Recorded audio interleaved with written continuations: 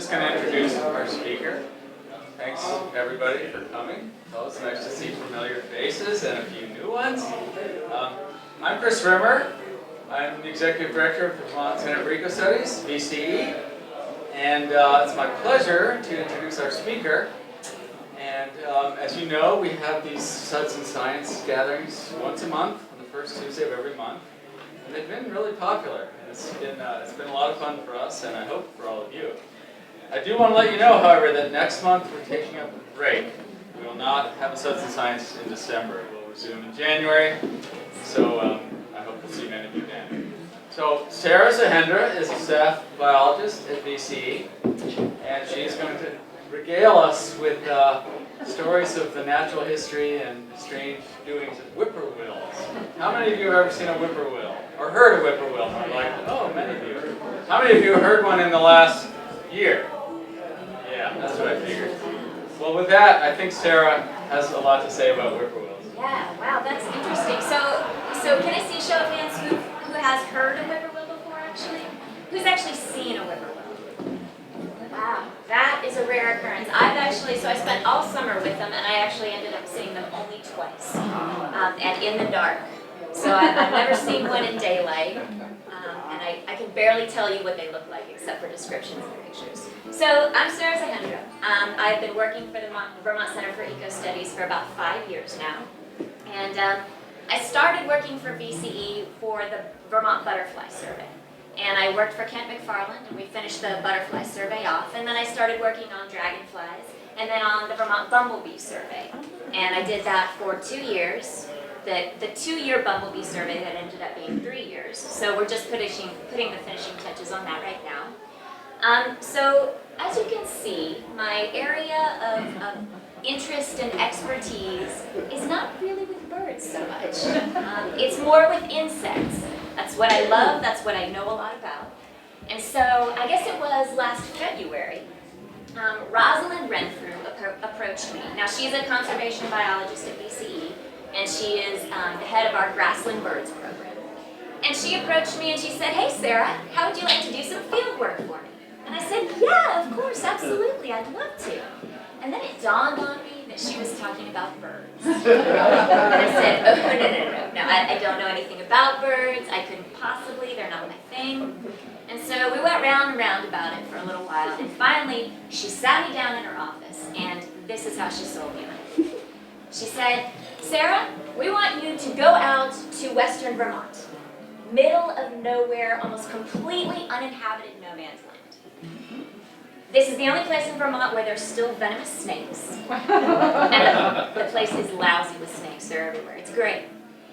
We want you to go out there and survey a declining bird whose nickname is goat sucker. We want you to do it in the middle of the night. We want you to do it in June and July when, to a Texan, it is still freezing cold. And by the way, we think Bigfoot's out there too." And I was like, "Yeah, absolutely. I am sold." So I said yes. I said, "I will go out there and do whatever you need me to do." And then I realized, it dawned on me once again, I know nothing about this bird. What's a goat sucker? What's a whippoorwill? And so the first thing I had to do was march into Kent McFarland's office, and I grabbed the Bible, which is the Birds of North America account of whippoorwills. And I read this cover to cover, got a lot of good information on whippoorwills that way.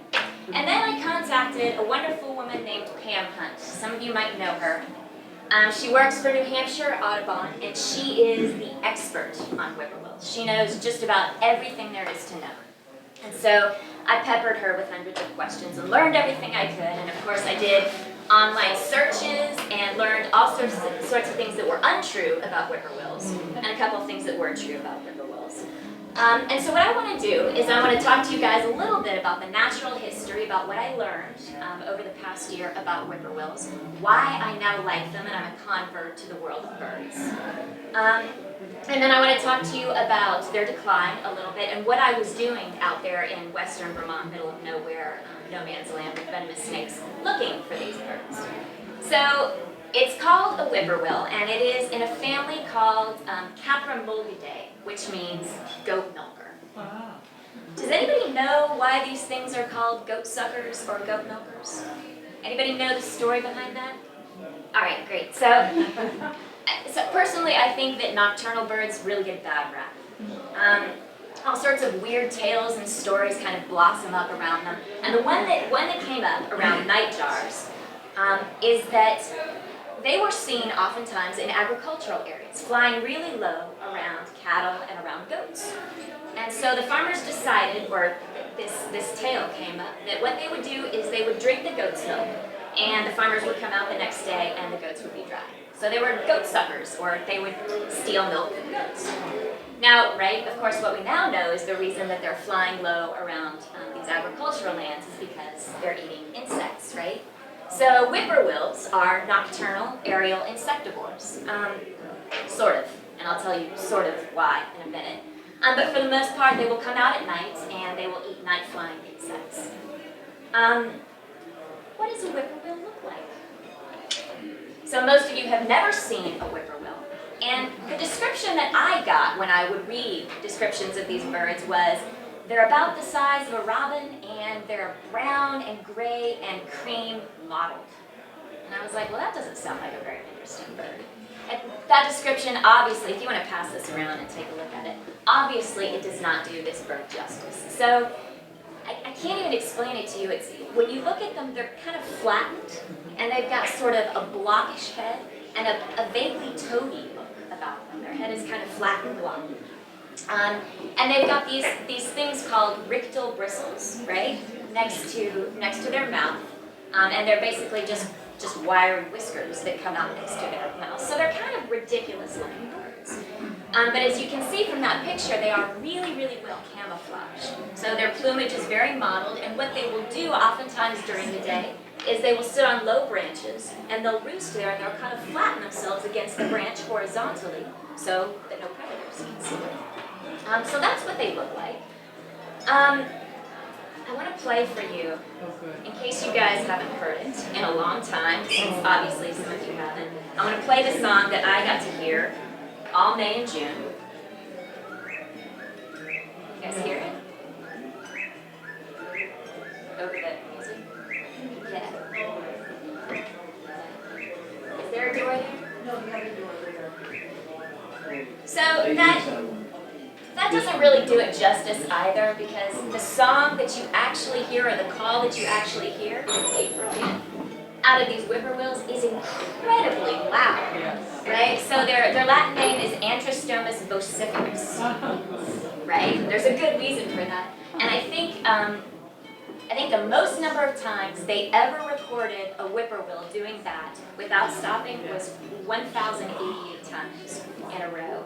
And I can actually tell you there was one outside my window that I bet if I'd have counted, I would have counted more than that. So yeah, they are incredibly loud. So, and one of the good things about me not being an ornithologist and going out and studying whippoorwills was that call. You know, if you hear it, you know you got a whippoorwill. It's not like the warblers where a green one might be a blue one and you're never quite sure. I was like, yeah, I got that. I know my bumblebees. So that was good, right? I was like, I can do this. If I can hear a whippoorwill, I know they're going to be there. So whippoorwills are ground nesters. And so whenever I hear that, I kind of cringe. I go, oh man, right? What a bad idea. Yeah. Not a good place to put your nest. So they will nest on the ground. Generally, the female will lay 2 eggs on consecutive days, and both the males and the females will incubate the eggs. It's mostly the females, but the male will help sometimes. And she'll sit on the eggs for about 19 or 20 days, and then they hatch, and this is very important, they hatch 10 days before the full moon. Almost exactly every time, 10 days before the full moon. And there's a really good reason for this that I'll talk to you about in just a minute. So the 2 eggs hatch, and then both the male and the female will feed the chicks for about 8 days, and they feed them regurgitated insects, tasty meal. And then the female will leave after 8 days, and the rest of the care is up to the male for another 2.5 weeks, roughly, and so he'll continue to feed the chicks. But the female oftentimes will leave and go lay another clutch within that male's territory. So sometimes she'll lay 1 egg, sometimes she'll lay another 2 eggs. And it kind of depends on the population, or on where you're talking about in the United States. So they did a study in Ontario, and they said that about 20% of the female whippoorwills would go and lay another clutch. But they did a more extensive study in Kansas, and about 60% of the birds there would lay a second clutch. So this brings me to their range. And I brought this map specifically because it's wrong. But there's a really good reason, an interesting reason that it's wrong. So the breeding range of the whippoorwill. You're starting over here in Saskatchewan, you basically follow the United States-Canada border up into the Maritimes, and then south into the Bible Belt, God knows why. And then up here, Oklahoma, Kansas, into Nebraska. They cut out of North and South Dakota, and then they kind of go diagonally, Minnesota, and up back into Saskatchewan. And so this is their winter range, their migration. But then, if you look over here, on the right side of the map, you see a whole other population of them. It's called the eastern whippoorwill, and it's out here in the western United States, in Arizona and New Mexico. And then you see, of course, in the wintertime, they go all the way down into Mexico and into Central America. So you're thinking, what's with that? Does anybody know what's with that? It's a test.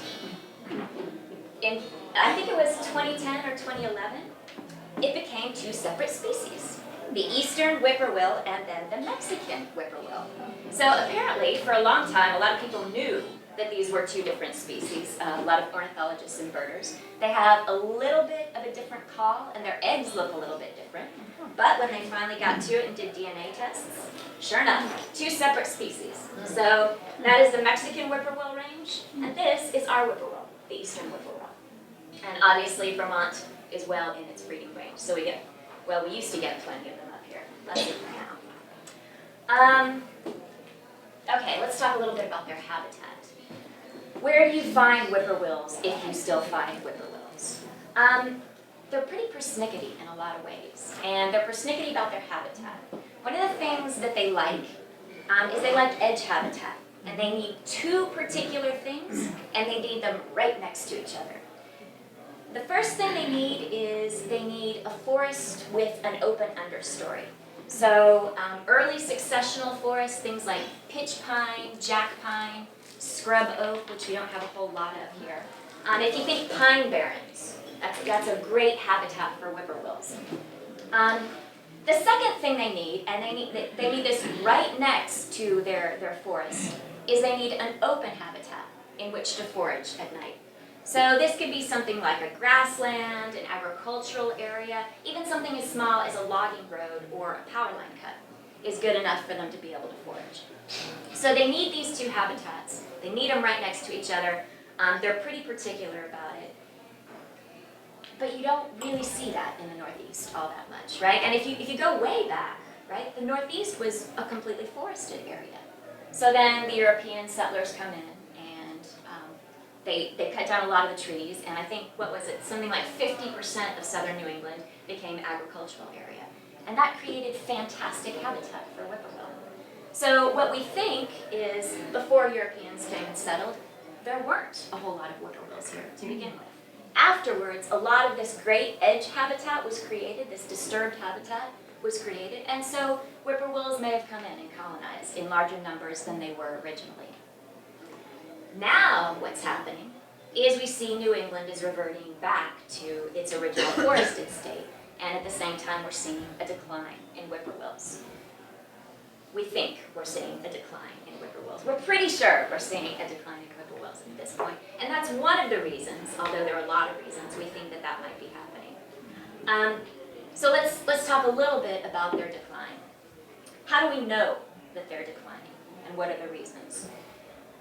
There are basically three reasons that we know that they're declining. There's breeding bird surveys, there are bird atlases, and then there's a lot of anecdotal evidence. And from my perspective, anecdotal evidence is really the most important thing to pay attention to when you're talking about whippoorwills. And the reason is, one of the things that I noticed while I was out here doing the whippoorwill surveys is that if you live next to a whippoorwill, you know you live next to a whippoorwill. So you can go ask people in farms and say, hey, have you heard whippoorwills? And they'll go, yeah, absolutely. That thing is keeping me up at night.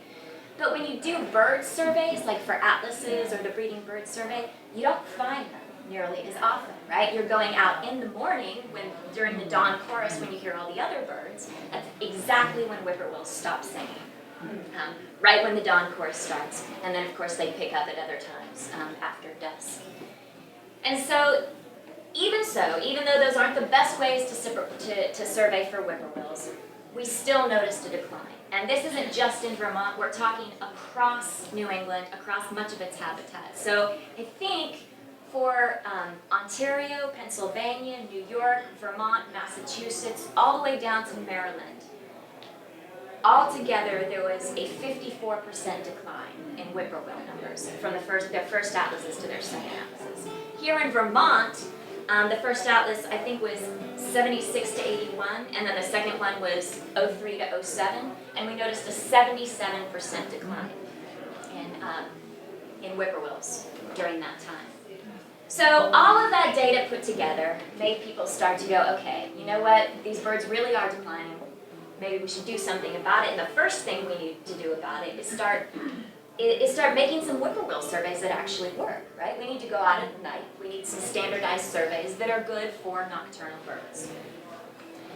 So Panhunt, once again, I think she started studying whippoorwills in New Hampshire in 2003.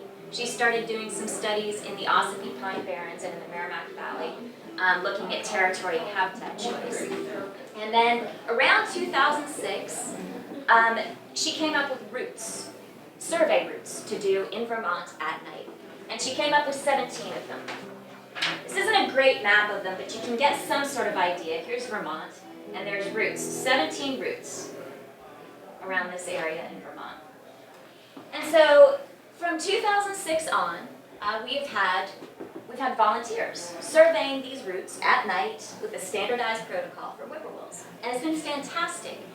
So with these surveys, you can get sort of a broad idea of what's happening to whippoorwills in Vermont. Like, they're here one year, they're gone the next. It gives you a decent idea of what's happening to the population.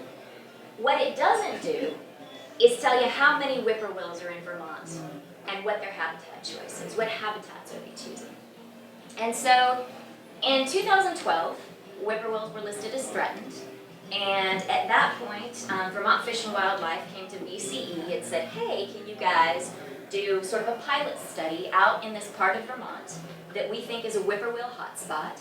And that brings us to my conversation with Roz, where she says, go out, say hi to Bigfoot, and pet a rattlesnake, and find me some whippoorwills. So, I told you we had 17 routes that were done every year, except one route that was not done. It was done partially once. And this route is out in West Haven, Vermont. Over here's New York. Over here's New York. This is Fairhaven, over in this area. And the reason this route was not done is because it is remote and inaccessible. And so I got sent to do this route. And they said, all right, here's what we want you to do. We want you to really intensively survey this route, count the whippoorwills here, according to this standard protocol that I'll tell you guys about in a second. And when you're done doing that, we want you to start moving north into the Champlain Valley. And we want you to survey as much as you can, and then hit a couple of spots over in Fairhaven too. Count whippoorwills. I said, awesome. Sounds good. So this was all supposed to be done according to a standard protocol for whippoorwills. So this happens at night. Obviously, you should always go out with 2 people. I tried not doing that a couple of times. Very bad idea. So you go out at night with 2 people, and you start at the beginning of this route. You've both got a 2-way radio, a compass, a GPS. You stop and you listen for whippoorwills. You have to wait about 15 minutes to half an hour after dusk to see if they're going to start to call. If a whippoorwill doesn't call, you move to the next spot, which is a mile down the road. If one does call, you split up at that point. One person stands in one spot, the other one goes 250 meters down the road. You each take a compass bearing. Theoretically, in a perfect world, those compass bearings are going to cross at some point, and that's where your whippoorwill is. In a perfect world, this is how it goes. And so we were supposed to do that on this route and then fan out as much as time allowed into different portions of Vermont and count the whippoorwills that we could. There were a lot of obstacles to that original plan. The first one is the accessibility of this route. And then I'll talk about how persnickety these whippoorwills actually are.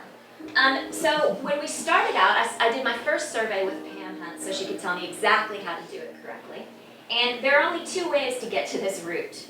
You can get there through here, or you can get there through here. So the first night we went up here, and we went about 10 feet in my little Toyota Matrix, and then the road got really, really rutted. And then we went about 10 more feet, and the road flooded completely. So we did a fantastic whippoorwill survey right there. And I was very pleased with myself. So the second night we drove this way and we went up here, and that was a little bit easier, no problem. Then I thought, okay, you know what? I'm gonna go down here and I'm gonna hit this like that. So I went down here and I turned my little Toyota Matrix, and I was facing a completely flooded road. Like you could have scuba dived down here. This was not just a flooded road, this was lots and lots of water. So I thought, okay, plan B, let's go this way. Another 10 feet down the road, and boom, the road is flooded again. So I was starting to get really, really frustrated at this point. I thought, can we swim through it? Not a good idea. Can we get a boat? But there was nowhere to leave the boat. So I started, and this is where it got kind of weird.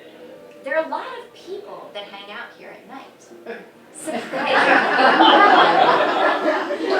And I'm not talking about Bigfoot.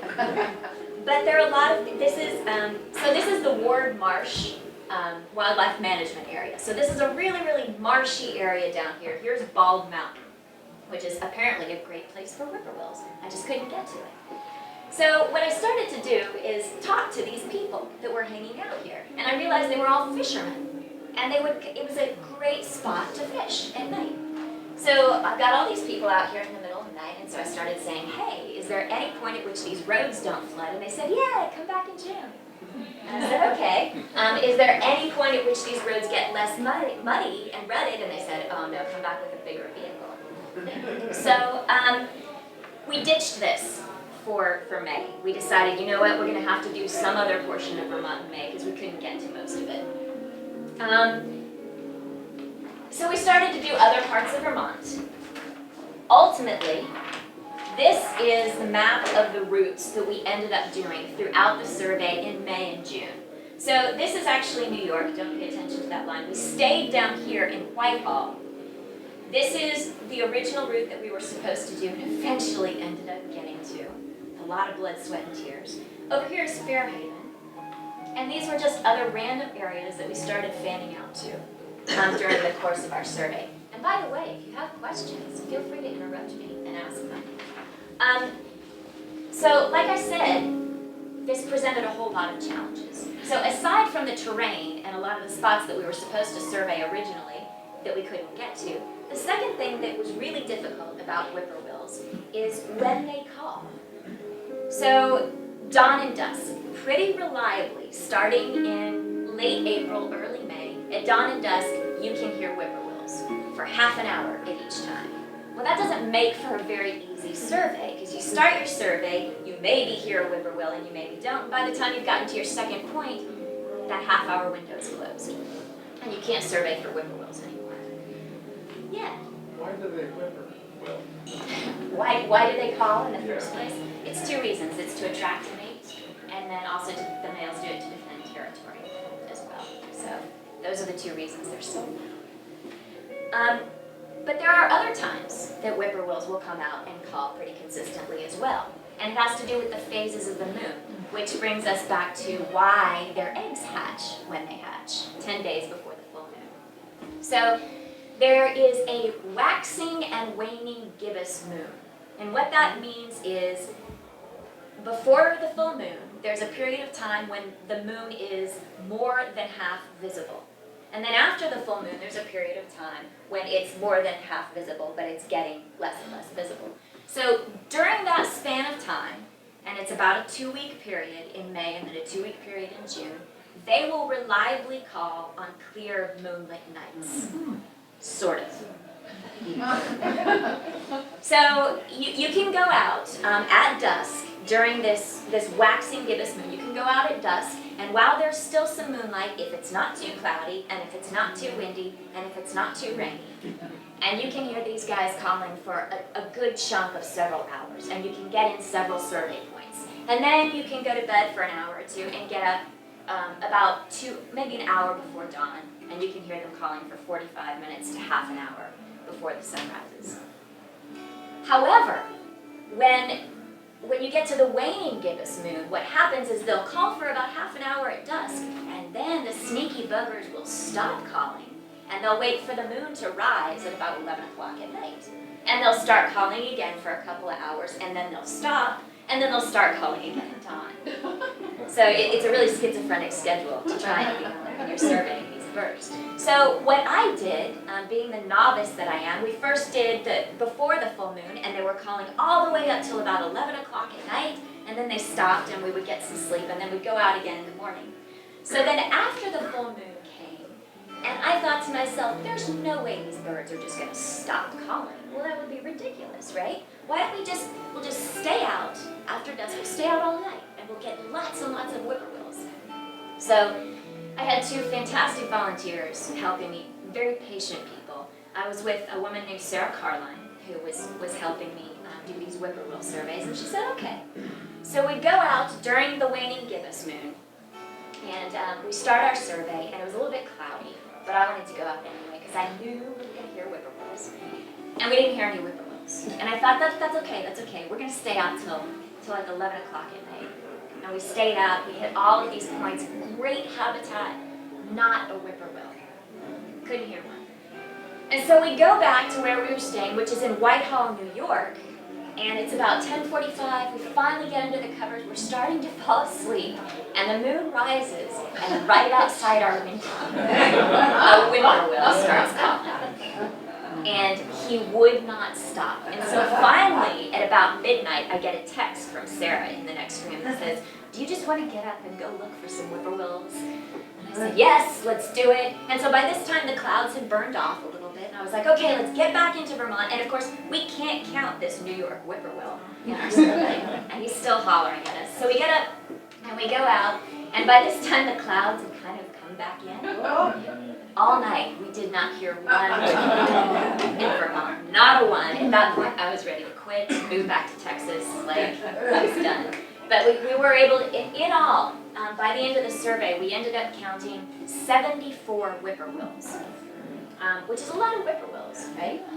So another one of the problems that we had, besides them being persnickety about timing, was where we were.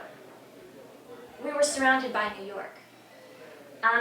So it's really, right, that's really only a problem for whippoorwills, I promise. So it's really easy to hear whippoorwills, but what's difficult is to figure out what direction they're coming from and how far away they are. So we would be standing right here, and we'd hear a whippoorwill over here, but was it in Vermont, or was it in New York? Right? And so sometimes we'd be standing right here, and we'd know that the whippoorwill was in Vermont, and then we'd be here, and the whippoorwill would fly to New York. So we were being driven mad by these birds. One of the other things that's really, really difficult is when you're out there, you can hear this thing calling, and you're supposed to try and figure out where it's coming from. So you go like this with your ears, and you try to get some idea of where the whippoorwill is. But at the same time, so in May, the spring peepers are all calling really, really loudly, also trying to attract a mate. And you're trying to figure out where the whippoorwill is coming from and trying to drown out all the other things that go bump in the night. And the spring peepers are loud as they can be, and so I think, okay, just make it through May. June is going to be much better. And then the gray tree frogs come out in June. And we still can't hear whippoorwills in some places because, as you can see on this map, a lot of this area right here is surrounded by wetland. So there's tons and tons of frogs, there's beavers. I never did see Bigfoot, but there were plenty of other things out there at night. So the whippoorwills will stay in this area. So, you know, you're not hunting the same whippoorwill a couple of times if you go to a couple of different places in one night? Excellent question. You could be. We tried very, very hard not to. They tend to have territories that they stay on, but we didn't know where those territories overlapped. The males will patrol their territories. We didn't know where exactly they overlapped. We tried really hard not to go back over the same area in the same night. And if we thought we were counting the same whippoorwill tries, then we didn't count it. We disregarded it if we were unsure at all. So, How big is a territory? the average territory, and this is from what Panhunt figured out, the average territory in New Hampshire was 12 acres. So it was huge, really, really large territories. That also kind of depends on the habitat that they're in. So if they're in less prime habitat, they tend to have bigger territories. If they're in the really good, like pine barren habitat, they tend to have smaller ones. Yeah. No more question? Anything about Bigfoot? Rattlesnake? Yeah, why do you keep mentioning Bigfoot? So, and I'll take your question as soon as I'm done with that. So honestly, this I know is the answer to this. this is an area that is renowned for Bigfoot sightings. They even in Whitehall, New York, I know they have a statue of Bigfoot in Whitehall, New York. And while when I was about to go do one of my surveys, I met a man who I started talking with, and he was out looking for Bigfoot. And he told me, I was frightened to death after I talked to this guy, honestly. Like, he told me all of the proof that he and his friends had found of Bigfoot around, they live apparently in Bald Mountain area. And yeah, he told me all sorts of stories about Bigfoot and how I should not be doing these surveys at night because it could be a dangerous place, although they weren't usually aggressive. Never get into what they do. So that was a fascinating thing. Yeah. Yeah. And one of the things in is open woodland, and you talk about pines. Is it ever open hardwoods? It can be. So it has less to do with the composition of the forest and more to do with sort of the degree of openness of the understory. Where you don't find them is in predominantly hardwood forests. You tend not to find them where you tend to find them more in mixed areas. Do they ever go over the water like bats, you know, the bugs over water? Because I've heard them up by a lake. They will fly over water, I know that. Yeah, but I I've mean, watched them. they like don't need catch- that for, they will catch bugs over water? They can catch bugs over water. They don't need the water in order to. No, but they would that be an open habitat? No, it wouldn't suffice as the open habitat that they need. It's a good question. You talked about the understory being open, so maybe the buckthorn is a problem because that's filling in, so it's not open. Yeah, it's there are a lot of reasons. You know, it can go back to a forested state, that's one of the problems, but if it fills in with something like buckthorn, then, right, it's not prime habitat, it's not a place that they're gonna wanna be. Low shrubs, open low shrubs tend to be okay. But, So yeah, old pastures? yeah, old pastures would be part of their habitat, yeah. When do they migrate? That's another one of the great things about whippoorwills is whenever I was reading something about them, the first sentence was always little known. So there's little known about when they migrate. I believe the last date that they were seen up here is October 3rd. And they think that they start migrating in loose flocks after that, but there really isn't a whole lot known about that. One more thing for me to discover. Are you talk about the winter habitat at all? The winter habitat is much the same as the breeding habitat, actually. So they don't know a whole lot about that, but they think it's much the same, and they need both. They need the mixed habitat there too. One of the, I think I mentioned this before, sort of in passing, but one of the things that I realized in trying to do a whippoorwill survey was the best thing that you can do is talk to people that live in the area. And so I got a lot of really great information, not only from eBird, but from fishermen and from people that lived in the areas that I was surveying. And some of my best conversations were with fishermen. Like they said, oh, you're looking for that thing? oh, well, there's another one of those over there. Why don't you go over there? And so sure enough, we drive over there, and there it was. And one of my most fun conversations was a night that I actually made it down this dreadful road, and we came upon a group of high school students. It was Saturday night. A group of high school students were out there fishing and drinking. And I heard a whippoorwill right behind them. I mean, really loud, probably the closest I'd ever been to one. So I jump out of the car and I start taking notes and GPS. And one of the kids comes up to me and he says, "Hey, lady, what are you doing?" And I was like, "Well, I'm taking information about that bird." And he goes, "That thing?" And I was like, "Yeah, that thing." And he's like, "We call that the monkey." I was like, "The monkey, huh?" And I said, well, tell me about the monkey. And he's like, "Yeah, that thing's been here for 3 years." And I was like, "Really? How do you know this?" And he said, "Well, me and my buddies, we come out here every summer since I've been in high school, and this thing has been hollering in our ear the whole time." And so I realized at that point, this is brilliant. I know that at least a whippoorwill has been in the same territory, in the same spot hollering for 3 years. You know, it's really great to just talk to people. I got a lot of information, a lot of good tips about where to go that way. You need more beer drinking teenagers. That's the moral of the story. We need more beer drinking teenagers. I don't think that's a limiting factor, is it? But you know what, there were also plenty of people who saw me in my Matrix by the side of the road. They came barreling through in big trucks and they said, "Hey, you look like you need a ride somewhere." And I was like, "I'm okay." But they were all very, very nice. So all these people that were down there when you couldn't get through, how did they get through? Just They- with their vehicles? Yeah, they all had like trucks on wheels that were this big, and they were used to driving up and down that road. Oh. So yeah, they got through ruts like 5 feet deep. It was like pretty spectacular. I saw the trucks too. So what's the current thinking on why this species has declined so precipitously? So there are actually 3 reasons, I think.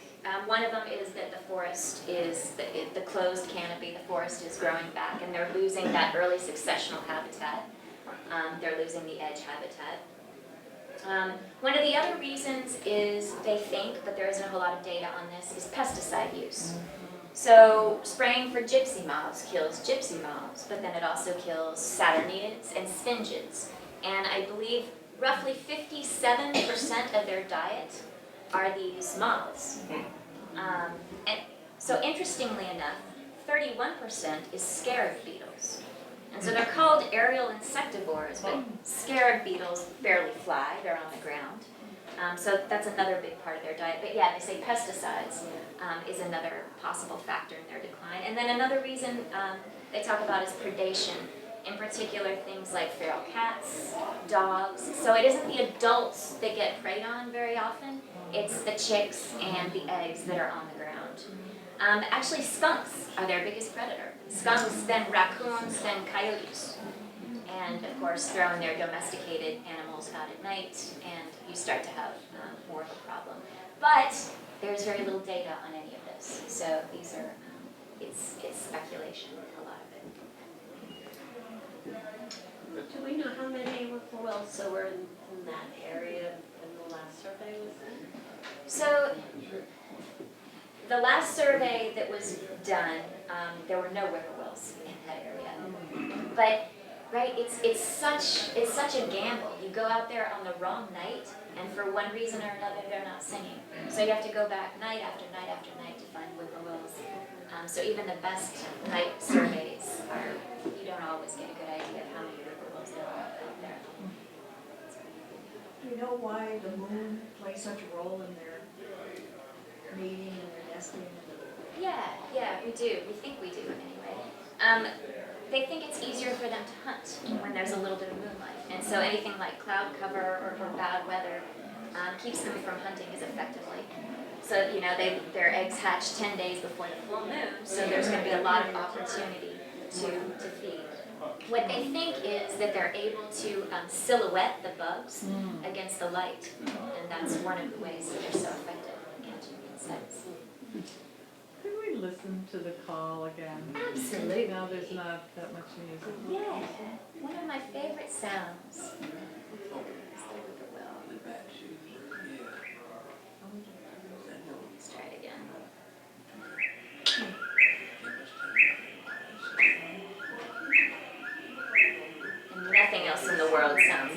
Well, nothing else up here.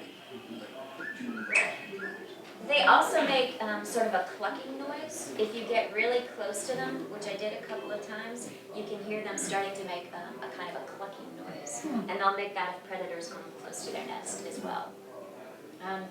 One of the ways we actually did end up seeing them is that males will patrol their territory, and sometimes that's next to a road. And if you drive past them, you can see their eye shine. So not a whole lot of birds have eye shine, nocturnal ones do. So they've got these bright red, very frightening eyes that will stare at you from the side of the road. And when you first see them, I thought, oh, what a cute froggy. And then it flew up. And I was like, that's not a frog. And Pam, of course, was out of the car. She's like, it's a whippoorwill, come on. Her running down the road. Maybe that's what they think of Bigfoot or something. That's probably, yeah, quite possibly. So yeah, that was, Do they know if they've seen this decline in the other states? in the other states, yeah, they've seen this decline in other states. In particular, I can't remember what % decline specifically was in New York, but I know it was, may have been even higher than in Vermont. But overall, 54% for all of the atlases, a 54% decline. So for, Ontario, New York, Pennsylvania, Massachusetts, and Maryland. So that habitat's being lost in all those places? I don't know the answer to that. My guess would be no. Yeah. That can't be the only reason. So that's where things like pesticides and irrigation definitely come into play, right? And so, well, it may be being lost, just not in the same way. It's not reverting to forest, but it's being urbanized. It's being built. Yeah, that's true. It's So some your things. original site for whippoorwills must have been the prairie edge? You mean Where the the forest kind of melded into the prairie? are you talking about originally before Yeah, before Europeans? settlers. Yeah, so fire adapted habitat, places where fires would come through, and the first thing up are things like pitch pine and jack pine and sort of the low scrubby areas. Also sandy coastal areas, places with pretty low nutrient poor soil, rocky areas as well. Sometimes, so most of the time they'll lay their eggs in leaf litter, but they'll also sometimes lay them on rocky areas. So I think originally that was how that habitat was created. So they don't build ground nests? They don't build anything, just boom, right there on the, and for me to look at the eggs, they stick out like a sore thumb. They're mottled kind of gray with some brown spots on them, but they're also cream. And so they're in the middle of these red and brown leaves, and boom, there's two big whippoorwill eggs, but then Not under a bush or anything like that, just on the. they tend to put them in sort of a shady area so they don't get baked by the sun. But no, not under a bush. But then, of course, right, the adults are incubating almost all of the time. It's very rare that you can actually see them. Have you seen many nests?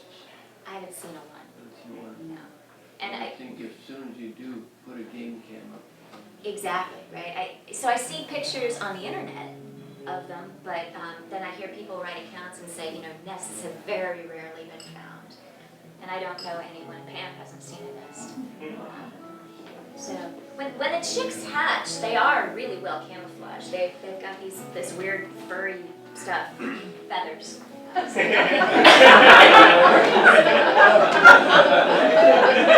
still learning about the birds. But it's Bigfoot out, that's what furry stuff too. Furry, exactly, like Bigfoot. It looks like fur to me, but they've got this plumage that's very soft, but it's red and brown, and it looks almost exactly like leaf litter. So they are really, really well camouflaged. And one of the accounts that I read, this is great, that when the chicks are 8 days old, they're able to get up and move around, and oftentimes they'll move to a more secluded location. But if a predator should come around and the mother is with the chicks, she'll sometimes kick the chicks in opposite directions. So she really gives them a good shove, so they will go head over heels off into the underbrush. So that's one of the things she does to avoid them being preyed on.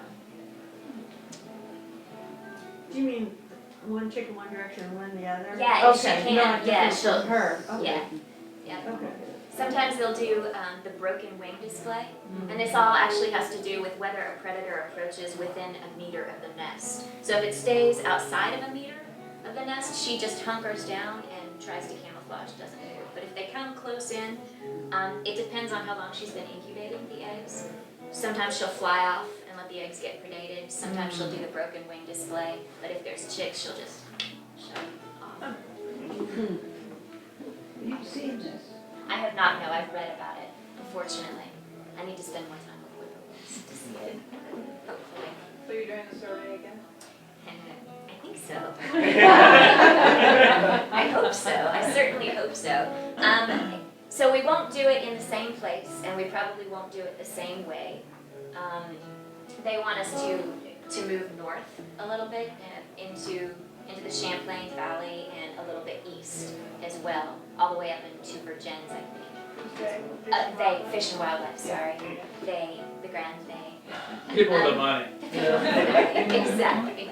And so, yeah, like I said, I think we'll do it a little bit differently. We'll definitely do the protocol differently. But yeah, hopefully. Go out at night with rattlesnakes. Yes. Did you see any snakes? Wow, yes. Not only did I see a lot of, so I saw a ton of garter snakes. I saw black rat snakes, like 6 foot long black rat snakes all over the place. We actually saw a rattlesnake, and it was in a rhubarb patch that she had been harvesting, the lady that we stayed in, right up next to the house that we were staying in. We named him Rhubarb Joe, and he was huge, about this long, this big around, and the folks from TNC came out and they took him away to do tests on him. He actually had that fungus on his face that has been affecting snakes, but they think he'd had it for quite a long time. They thought he was a pretty old snake and that he'd survived with it, and he was plenty healthy, that's for sure. They let him go again. Oh yeah, absolutely, they let him go. They moved him away from the house, luckily. I mean, he was beautiful from a distance. Are they considered threatened in Vermont? Oh yeah, absolutely, yeah. I think they're in danger. They're endangered, yeah. There's really only one place that you can see them. Apparently, there's more than one place. That's pretty close, because isn't it the Rutland area? And that's pretty close. I think it's in West Haven. Yeah, Where it's Sarah West was. Haven. West Haven, Yeah, okay. yeah. So what's the fungus? I don't know about that. I I don't know, mean the name, but I mean, what, is it just for snakes or? this one in particular just affects snake. I know very, very little about it. It affects snakes. It isn't always fatal, except for certain species of rattler, the Massasauga. I think it's always fatal for that one. It's not always fatal for timber rattlers, but it definitely impacts them. So I know very little about it, unfortunately, but I think it's similar to the white nose Oh, syndrome yeah. that infected bats. And it's just been discovered and it's pretty alarming Yeah. here. Snakes must eat those whippoorwill eggs. I would think so. So, you know, that being the case, and if there's so many snakes in that area, that Um, might be tough. Well, so I say the place is lousy with snakes. It's not that lousy with snakes, unfortunately. I'm sure they prey on the eggs. If they're big enough to get them in their mouth, I would guess that would make a great meal, and on the chicks too. But I don't think there are enough snakes. And right, the number of snakes, rattlers in particular, has been declining. So I don't think that would impact the population too much. So it sounds like the declines are thought to be mostly related to the changes in breeding habitat, but what about wintering habitat? Problems on the wintering grounds? I know we don't know much, but I actually don't know anything about that. I didn't read anything about that, and Pam didn't mention anything about it, so that's the extent. I mean, my guess is, yeah, there's plenty of problems down in the wintering grounds, but I don't know. your next project maybe? Send me to Mexico. Absolutely. Central America. I'll do field work there. Plenty of venomous snakes. Sarah, you said you've read a lot of untruths about the whippoorwills. Like what? I read that they stay up here and they hibernate in the snow. And of course, at the time I was reading this, I was like, wow, that's amazing. And I come to find out that's not really what they do. Right, and so first about, right, the goat suckers. But that's not just them. So I read that they hibernate in the snow. Yeah, that's all I can think of off the top of my head. But there was plenty more stuff that I went, wow, and then I took it to Pam and she went, absolutely not. And it's only the males that call? Yeah, it's only the males that call. The females will make the clucking sound, but it's only the males that call. And they apparently don't know a whole lot about their courtship behavior. One of the things I read was that they had an account of their courtship.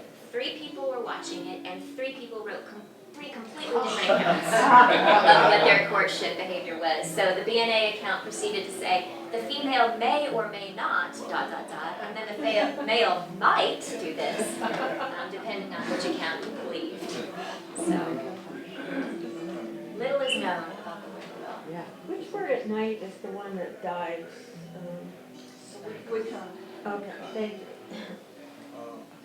And I heard a bunch of those while I was out there too. And as a matter of fact, the original whippoorwill routes that Panhunt came up with were based on those woodcock routes. But then she decided that that wasn't exactly what we were looking for. So she added in elevational data because whippoorwills, you find them mostly in low elevation areas. And then she looked at land cover and what kind of habitat they like. And she based the new routes on that after they had it here. So the reason they need those 2 habitats, the open one you said for feeding, and then they need the wooded during the day to just kind of hide? Exactly, right? So that's where they breed, that's where they lay their eggs, and that's where they roost during the day. Usually they don't go more than about 100 meters in to that habitat, but they like to sit on those low branches and hunker down, and that's where they roost. Sometimes they'll roost on the ground as well. And they've actually seen them a couple of times at dawn and dusk, hopping around on these branches and picking ants off of them. So that's another thing they eat is ants. Questions? What's the epicenter of whippoorwill? Do we know? I mean, where? Well, I call it. Anywhere where they're still relatively common?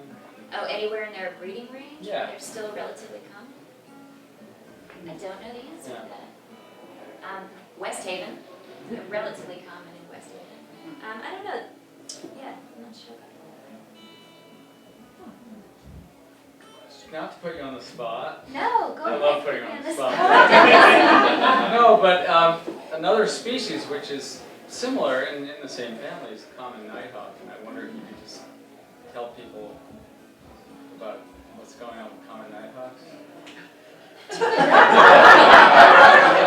I just figured out one bird. All right. How about you tell people what's going on with nighthawks? Well, there are only 2 members of this family that occur in the Northeast, and the other species is the common nighthawk. And it's a similar looking species. It's an aerial, nocturnal insectivore. And we used to have them nesting. They are a species that adapted to nesting in urban or suburban habitats because they would use the gravel substrate of roofs, flat top roofs. And we used to have them nesting in downtown Hanover, they were in Woodstock, they were in Bellows Falls, they were all over the place. And in the 2nd generation Vermont Breeding Bird Atlas, there was not a single confirmed common nighthawk nest in the whole state of Vermont. So that was another species that had declined, alarmingly. And part of the reason is thought to be the fact that many of these roofs have now been replaced with membranes, these rubberized sort of membranes, and we don't use the gravel the way we used to. But there's certainly a lot more going on than that. And both species are now included officially on Vermont's endangered and threatened species list because of these declines that we documented.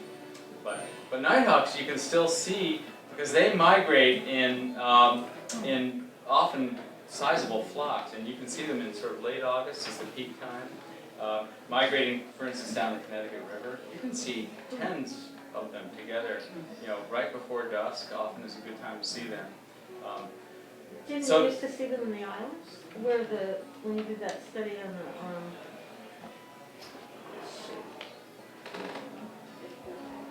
what? No, way back. The islands Yeah, of Lake Champlain? yeah. Well, they can be seen almost anywhere in Vermont or Because New it was Hampshire. potentially they were a threat to the bird that you were studying then. Oh, the common terns? Yeah. No, because they just eat insects. They don't compete or predate on the terns. Okay. You might be thinking of black on night heron. But Maybe anyway, it's just night heron, that might have been, the Sorry. whole group of aerial insectivores, both nocturnal and diurnal or daytime ones, are a group that's really suffered. Even the swallows and purple martins and chimney swifts, they're concerned. There's concern for them across their whole ranges. And again, we don't really know all the reasons, and it probably varies from species to species and region to region, but it's a group that conservationists are paying close attention to now. Are there any whippoorwills in this area right here? I think the closest one that's been heard recently is down in Windsor. That's the closest that anybody's heard, and we didn't hear it this year. I had some people go and check. That was the Chuck Wilson. But I will be looking. I heard one at my house about 2 months ago. Did 2 repetitions of the whippoorwill, and that was it. And I'd never heard it before, never heard it since. I assume it was migrating. Yeah. Stopped on the edge of a patch cut that I did last year. And, that was it. Didn't see it, I just heard it. It's really You know, there you go, proof of what I was talking about. And actually, in the first breeding bird atlas, I believe 50% of their records of whippoorwills was from a press release that they did, that they soliciting, sightings of whippoorwills, and people would, just call in or email and said, yeah, I got one of those. So that's really interesting because they said they don't know a whole lot about how often they call during migration.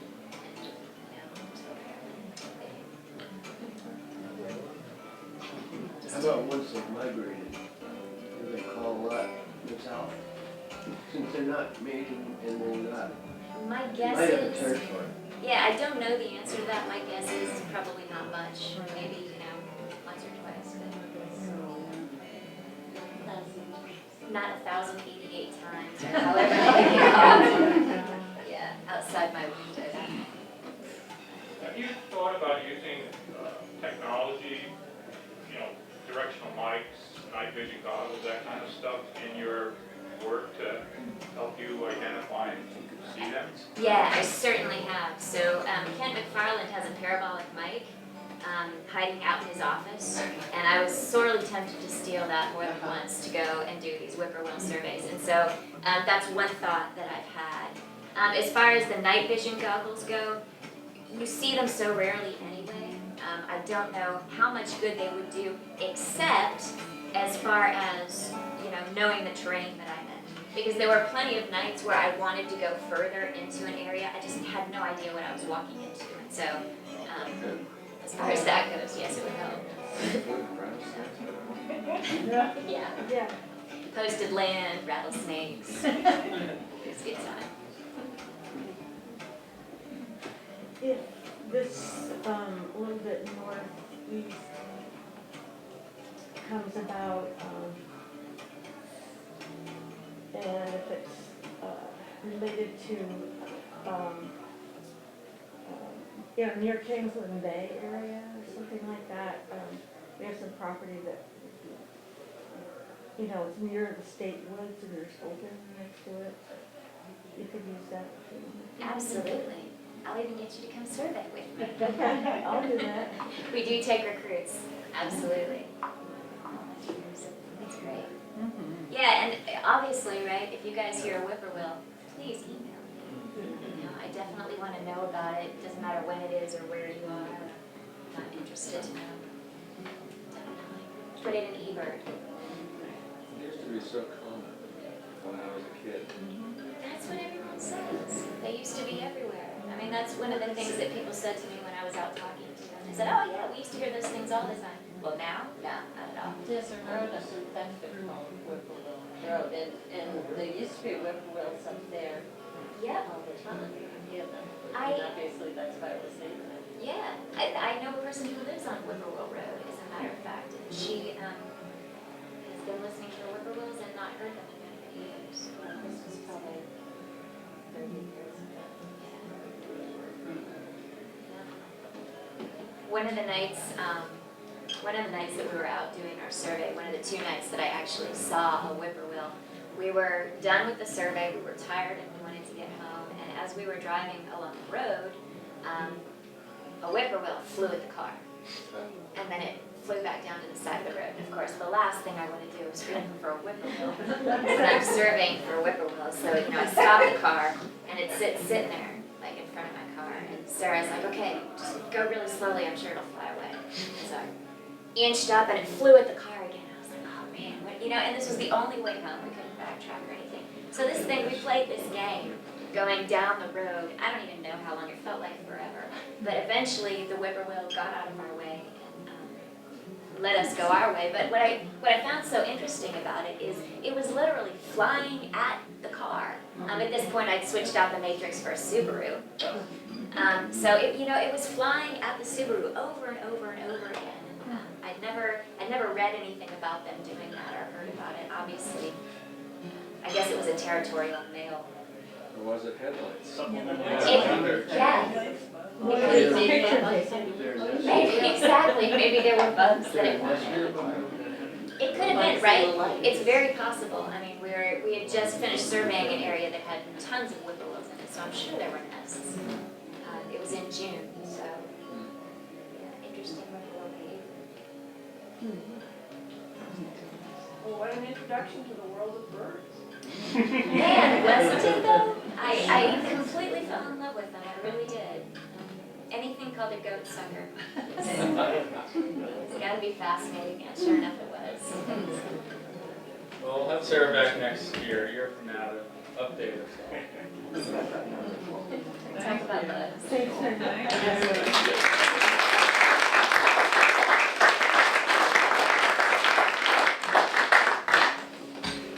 And if any of you guys want to do a whippoorwill survey, we've got 17 routes next year.